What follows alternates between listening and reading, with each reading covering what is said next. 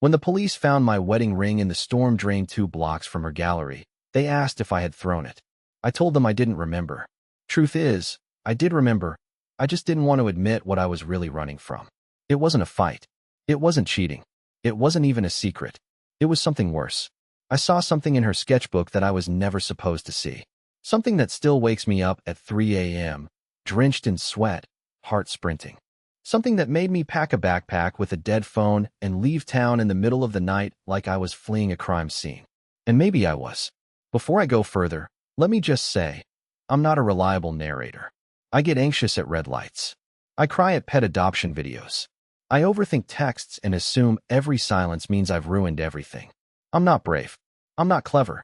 I am, at best, deeply avoidant. Which is why, when I opened her sketchbook that night, a harmless thing, right? A sketchbook? And saw page after page of drawings of me. Not just me smiling. Not just me sleeping. Me, tied to a chair. Me, crying.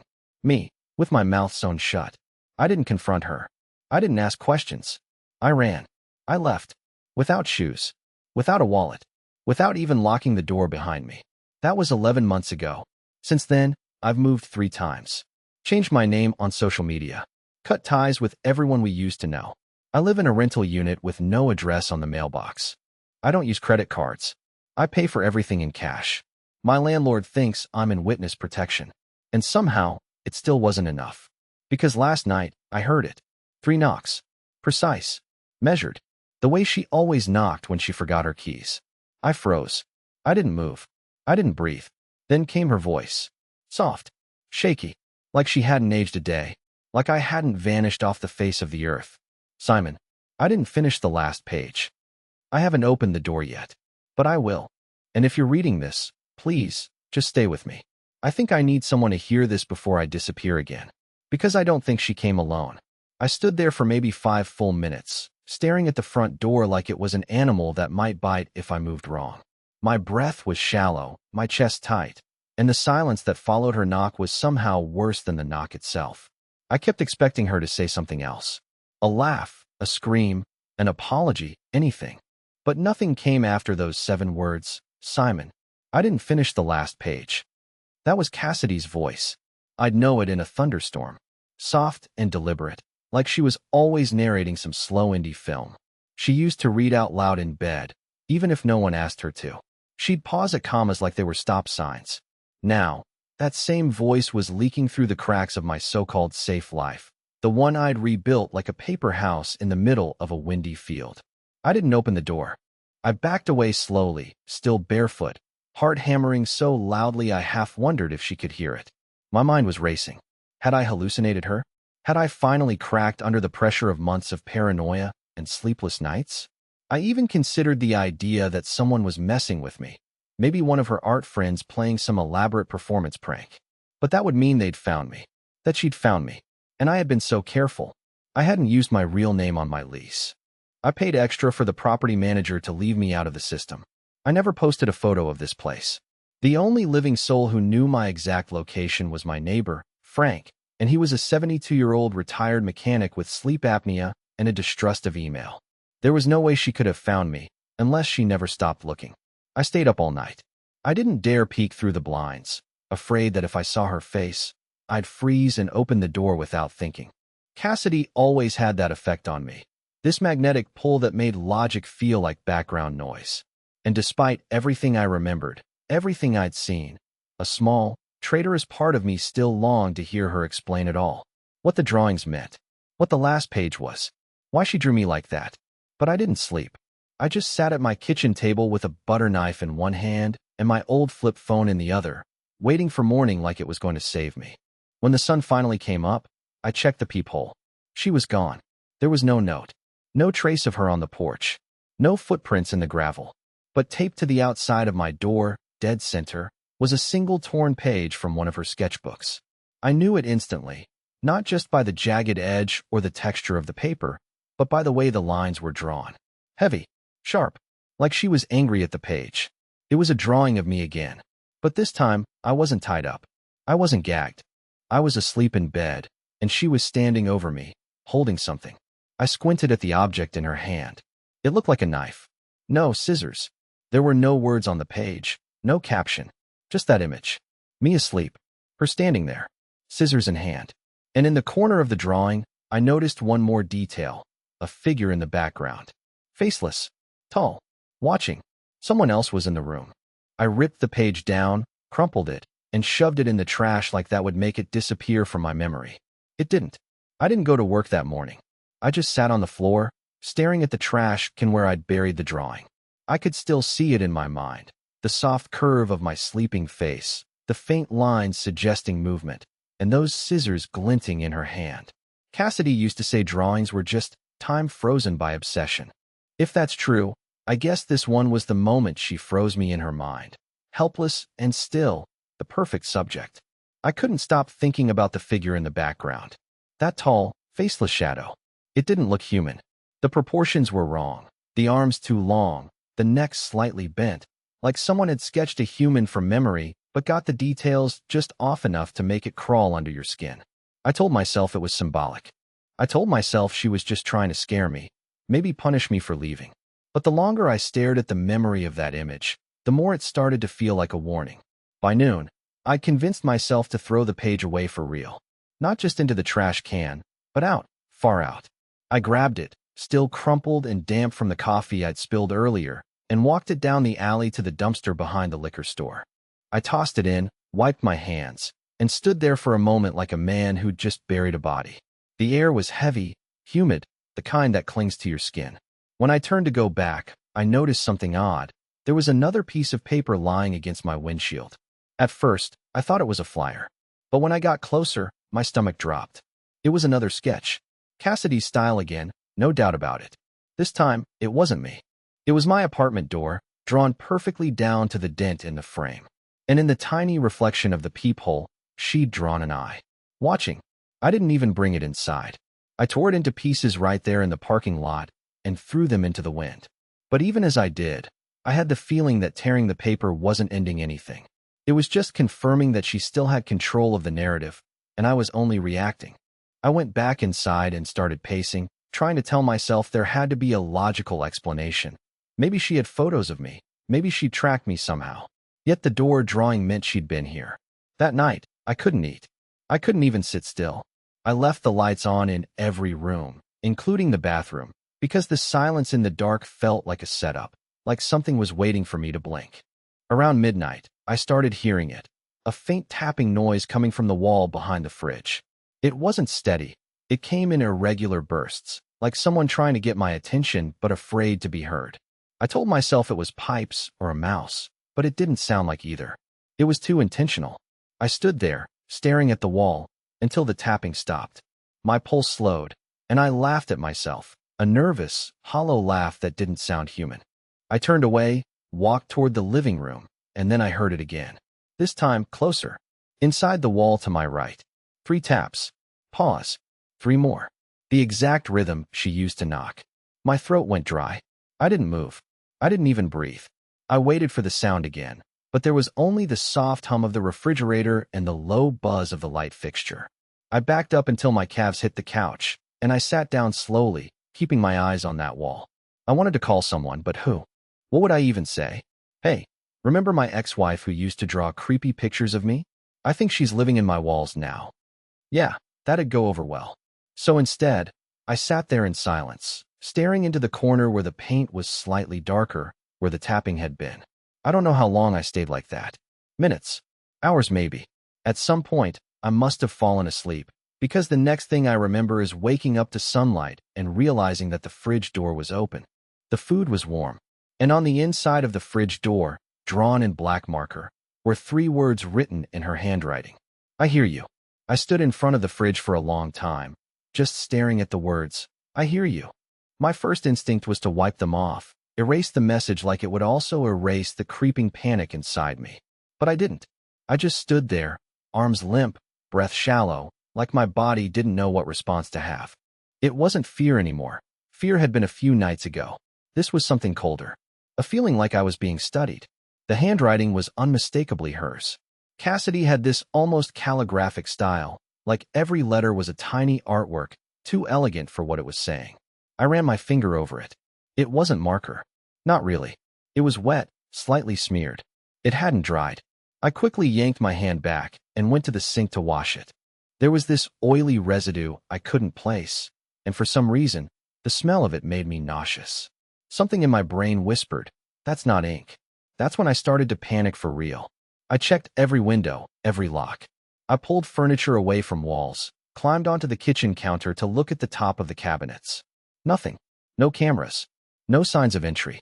I even crawled under the bed, something I hadn't done since I was a child, and stared into the dusty shadows like they might blink back. But there was nothing there. Unless she'd never left. That idea dug into my skull like a nail. I suddenly remembered those stories, urban legends about people secretly living in attics or crawl spaces, sometimes for months, feeding off scraps, moving only when the house was quiet. My hands started shaking as I grabbed a flashlight and opened the hall closet where the crawl space panel was. It took everything I had not to imagine her waiting up there in the dark, breathing through the vents, watching me sleep. I opened it. Nothing. Dust. Old insulation. Silence. Still, something was wrong. That night, I didn't sleep. I sat on the couch with a hammer in my lap, all the lights on, shaking from the inside out. Around 3:15 a.m., my TV turned on by itself. Loud static. Volume maxed out. I dropped the hammer and nearly tripped over the coffee table scrambling to mute it, but the remote wasn't working. I had to unplug the entire thing. Once it was finally silent again, I noticed something that made my blood turn to slush. On the screen, just for a second before it cut off, I saw my face. I swear to God, just for a flicker. A single frame. Me, lying in bed. Same flannel shirt I'd worn 2 nights ago. Same position I sleep in. But I hadn't taken that photo. I hadn't filmed anything. I didn't move for 10 minutes. Then I got up and checked every inch of the apartment again. Closets, cabinets, ducts, even the oven. The place was spotless. Still, I couldn't shake the feeling that every wall had eyes. I decided I needed to find out how she was doing this. Cassidy had always been smart. Too smart.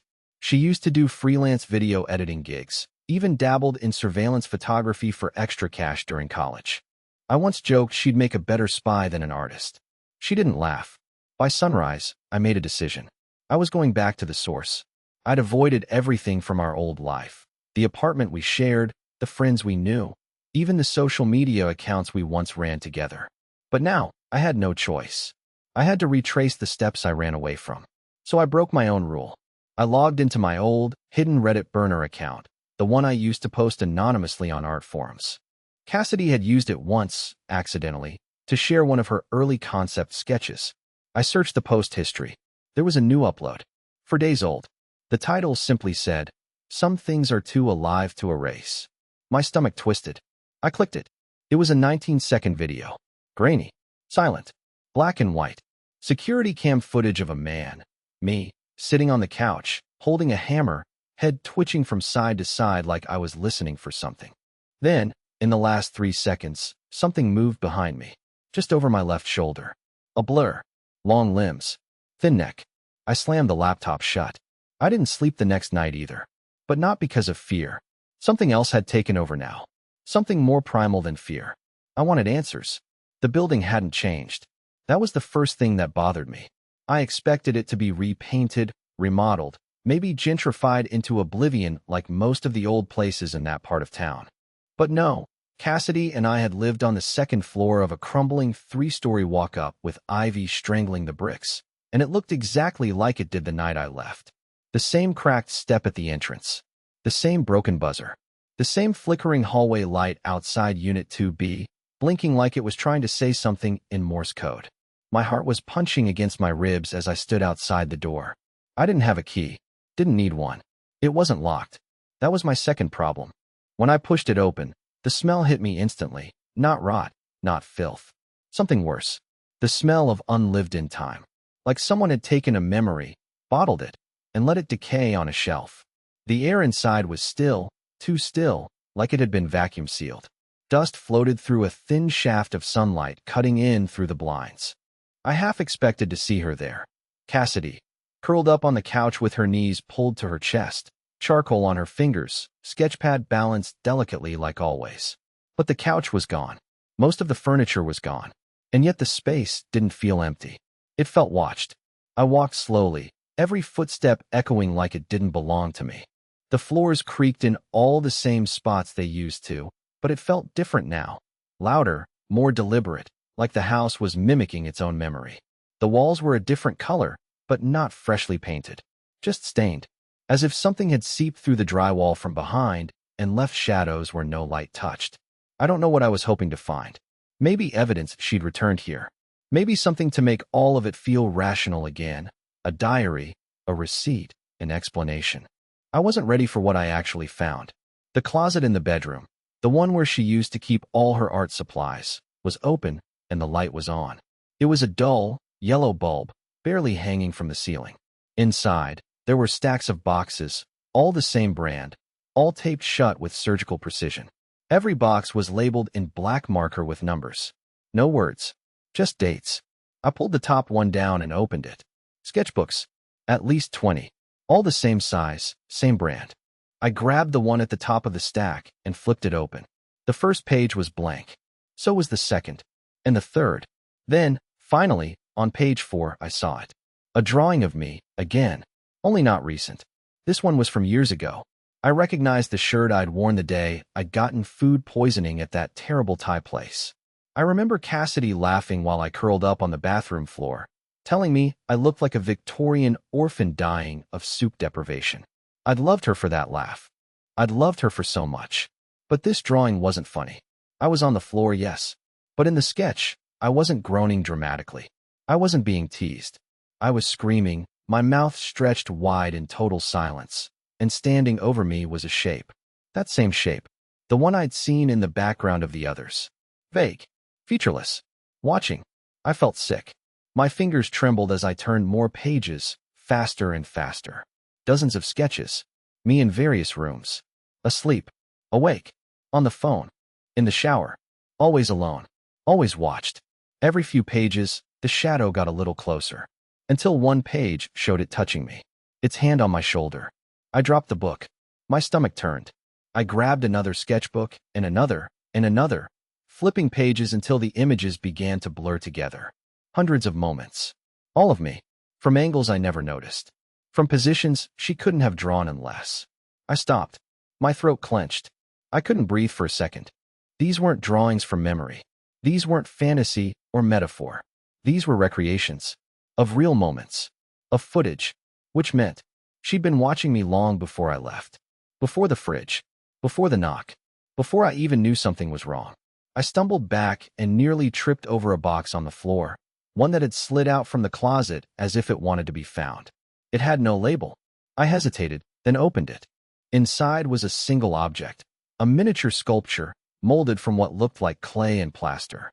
It was a perfect replica of my current apartment. My exact layout. Even the tiny details. My chipped coffee table, the bent floor lamp, the shoes I kept by the door. And there, in the middle of it all, was a figure. Me. And above me, peering through the miniature ceiling like it was transparent, was another figure. The long-limbed shadow. Its fingers stretched toward my sleeping form. I dropped it. The sculpture cracked. Something behind me creaked. I turned. The closet door was closing by itself. I ran. I didn't go home right away. After I ran out of the old apartment, I didn't even make it back to my car. I just kept walking. Aimlessly at first, then with purpose, like my legs decided they had somewhere to be before my brain caught up. I ended up at an all-night diner 3 neighborhoods away, still shaking, clothes damp from sweat. I ordered black coffee and didn't touch it. The waitress kept glancing at me, probably wondering if I was coming off something. I almost wished I was. At least that would be easier to explain. I sat in that booth for over 2 hours, trying to piece it all together. The sketchbooks, the sculpture, the faceless figure that kept showing up in every image, inching closer like a bad dream that forgot it was supposed to end. I kept thinking about how Cassidy used to say her art was channeling something. Back when we lived together, I thought that meant emotion, memory, maybe even grief. But what if it was something else entirely? She once told me that some images didn't come from the imagination, they came through it. That the best art was a transmission, a signal. I'd laughed at the time, made some joke about haunted paintbrushes, and she didn't even smile. She just said, "You think I'm creating this, but I'm just copying what's already there." I never asked what there meant. Now I think I know. Cassidy wasn't just watching me. She wasn't stalking me out of love or obsession. I think, and I know how this sounds, I think she was documenting something, tracking it, as if she'd been trying to warn me in the only language she had left: sketches, sculptures, static. And I hadn't listened. I'd run. Back at my apartment, I finally found the courage to rewatch the 19-second video she'd posted on Reddit. I paused it frame by frame, looking for details. And there, just before the shadow entered, the timestamp changed. Not just the numbers, the font, as if whatever was recorded in those last seconds wasn't caught by the same camera, like it had been inserted. That's when I remembered something even worse. Cassidy had given me that camera years ago, for Christmas. It was tiny, sleek, disguised as a digital clock. I hadn't thought about it in months. I hadn't used it in over a year, but it had been in my apartment that whole time. Recording. Watching.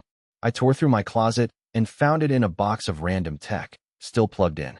The card was full. I transferred the files to my laptop and braced myself. There were hundreds of clips. Most were boring. Me brushing my teeth, making cereal, working on my laptop, sometimes talking to myself like an idiot. But then there were others. Clips I didn't remember. Clips I couldn't explain. In one, I was asleep on the couch. Nothing unusual until the 30-second mark, when something moved behind the curtain. No shape, no clear outline. Just a shift. Like the room adjusted itself around something invisible. A ripple in the air. In another, I was in the kitchen, talking on the phone. As I turned away from the counter, a drawer opened on its own behind me. Slowly, deliberately. I never reacted. I didn't see it happen. But the camera did. The worst clip was dated the night after she knocked on my door. I was asleep in bed. Everything was normal. Until, without warning, the video glitched. The screen cut to black, then returned with a flicker. And when it came back, there was a figure crouched beside the bed. Not Cassidy. Too tall. Too still. Head tilted at an angle no human neck could manage. And the moment it leaned slightly toward me, frame by frame, the screen turned white. Just white. The file ended there. My whole body went cold. It wasn't just the figure. It was the glitch. The artificial white. Like something didn't want to be recorded. Like the camera itself had been overridden. I wanted to delete everything. Wipe the files. Burn the drive. But I didn't. Because now I was obsessed too. I wanted to know when this thing started. I wanted to trace it back. So I pulled out an old external drive, one I hadn't plugged in since before Cassidy left. I knew it had backups. Phone pics. Audio notes. Even Cassidy's early artwork cataloged by date. I found something I hadn't seen before. A folder titled Echo Study, Phase 1. Inside were scans of drawings. None of them were of me. Not at first. They were older, cruder, dated years before we even met. Faces distorted by shadow. Shapes hovering in corners. Rooms drawn from impossible angles.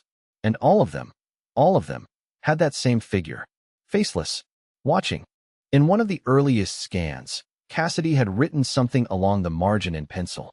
It only follows what's already marked. I stared at that sentence for what felt like an hour. What's already marked? Had she marked me? Had she been marked? There was no timestamp on the files. No metadata. Just image after image of the same presence, the same architecture of dread. Cassidy hadn't been inspired. She hadn't been possessed. She'd been documenting something real. For years. And now she'd stopped drawing. Which could only mean one thing. It didn't need to be drawn anymore. It was already here. Cassidy hadn't posted anything new in 10 days. For an artist who used to upload compulsively, sketches, notes, fragments of ideas scribbled on coffee napkins, that kind of silence was unnatural. It wasn't creative burnout. This was something else. Something heavier. I felt it deep in my chest like a pressure change before a tornado, an invisible force crawling under my ribs and whispering that whatever had started, it wasn't finished. I knew I couldn't keep hiding in my apartment. The evidence was no longer just on the screens or buried in old folders. It was here. It had leaked through the cracks of memory and followed me across city blocks, across identities. There was no real safety anymore, just the illusion of delay. Whatever this thing was, the one in the drawings, in the footage, in the shadows I kept catching from the corner of my eye, it didn't need doors. It never had. But Cassidy might have known how to stop it. And that made her the only person left who could help me survive. So I went looking. I started with her last known address, not our old apartment, but the one she moved into after I left. It took me 3 days to find it. The landlord at the old gallery finally gave it up after I told him I was her brother, that she'd been missing. He didn't seem surprised, just annoyed. Said she'd been late on rent, paid in cash, never answered emails. Said the smell in the place was what made him check it. The moment I stepped into that apartment, I felt it again, that same unplaceable wrongness. Not a haunting, not quite. More like a pressure that didn't belong in three-dimensional space. It was like being inside a photograph of a place you used to live, except every object was an imitation of itself. The walls were covered in paper. Not canvases, not sketchbooks, just printer paper. Hundreds of sheets, taped side by side, floor to ceiling. Every single one had the same symbol drawn on it, a kind of crooked spiral, hand-drawn over and over, never quite identical, like she couldn't remember the exact shape and was trying to recreate it from memory. Some were done in pencil, others in what looked like charcoal, a few in some reddish-brown substance I refused to examine too closely. In the center of the room was a chair, metal, bolted to the floor, facing a blank wall. Next to it, a small desk. One item on it, a recorder. I pressed play. Her voice came through, brittle, hoarse, like someone who'd been whispering to themselves for days without sleep. Day 32. It doesn't want drawings anymore. It knows what it looks like now. I think that was the mistake, showing it to others, letting it exist outside my head. It learns from attention, from repetition, like it's building something through us, through the memory of us, through him. Long silence. It doesn't need the space between lines anymore. Now it waits in silence. And silence is harder to draw. Another pause. A rustling sound. Her voice drops to a whisper. If he hears this. Simon, I'm sorry. I thought I was protecting you by leaving. I thought I could trap it in here with me. But I was wrong. It's older than names. Older than stories. And it doesn't stop. It waits until you stop looking. The recording clicked off. I stood in the room for a long time, staring at the spiral-covered walls. The pattern seemed to move when I blinked. I couldn't prove it, but it did. Every few seconds, a line would tilt slightly, or a shadow would shift just enough that it no longer matched the light in the room. That night, I took photos of everything. I told myself it was for documentation, for proof. But deep down, I think I just couldn't let it go. I'd become her, trying to capture it, to reduce it to paper and pixels so I could understand it, so I could survive it. But when I got home and opened the camera roll, the pictures were blank. Every single one. Just white. Except the last. In that one, I wasn't alone in the frame. Behind me, just barely visible in the reflection of the window, was a figure. Long limbs. Head tilted. Watching. And right before my phone died, the file renamed itself. From IMG_2334. JPG to last_page. JPG. I didn't sleep that night. I didn't even try. I sat on the floor with every light in the apartment on, every mirror covered with towels, every piece of electronics unplugged. And still, I felt it, just on the edge of vision, a presence that bent the room around it. Not loud, not violent, just patient. It didn't need to move. It didn't need to speak. Because now it had become part of me. Every time I closed my eyes, I saw that spiral, that impossible, looping symbol from Cassidy's walls. I saw the figure's reflection in the window, not looking at me, but through me. Like it wasn't watching Simon, but something deeper, something older. But here's the thing. Right before dawn, as I sat in the quiet, something shifted. Not outside, not in the room, in me. I realized I'd spent the last year running from a story I didn't write, from images someone else handed me. Every sketch, every shadow, every warning, none of them were mine. And maybe that's what gave it power. Because this whole time, I was living in Cassidy's narrative. Cassidy's fear. Cassidy's obsession. I let it define me. I hadn't written a word of my own in over 2 years. Not even a journal entry. I was a ghost in a story someone else started, and the longer I stayed silent, the stronger it grew. So I did the one thing it didn't expect. I created something. I opened my laptop. I opened a blank document. Not to blog. Not to confess. Just to write. A new beginning. One not based on fear or escape. One where I gave shape to the thing chasing me, not to honor it, but to rob it of mystery. Because nothing old wants to be understood. It feeds on confusion. On silence. I wrote for hours. Pages and pages. Describing what I'd seen. What I'd felt. What I thought it wanted. I drew it, too. crudely, imperfectly. Not to replicate what Cassidy had done, but to make it mine. To turn it from a haunting into a story. And then it stopped. The weight lifted. The air in the apartment changed. Subtle, but unmistakable. Like something had finally exhaled. For the first time in what felt like months, I couldn't feel eyes on me. The spiral in my head stopped spinning. The shadow behind the eyes stopped waiting. Whatever Cassidy had faced, whatever she tried to bind in lines and ink, it only stayed powerful when it wasn't seen clearly. But I saw it. I named it. And that gave it an ending. A week later, I found Cassidy. She was alive. Not in some hospital or locked away, like I feared. She was in a small coastal town 5 hours north, living under a different name, working at a bookstore. She looked older, tired, but peaceful. When she saw me, she didn't speak. She just hugged me, tight, silent, and shaking. We didn't talk about the thing. Not directly, but she knew I'd seen it. And I knew she had, too. We spent 2 days by the water, watching the waves. It was the quietest we'd ever been. But it was a good kind of silence this time.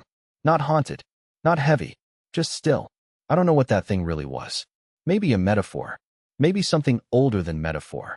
Maybe grief, or trauma, or a leftover thing from some ancient place that slips into cracks when artists try to draw what shouldn't be drawn. But I do know this. It's gone. And it didn't leave because I ran. It left because I finished the story. Not Cassidy's. Not anyone else's. Mine.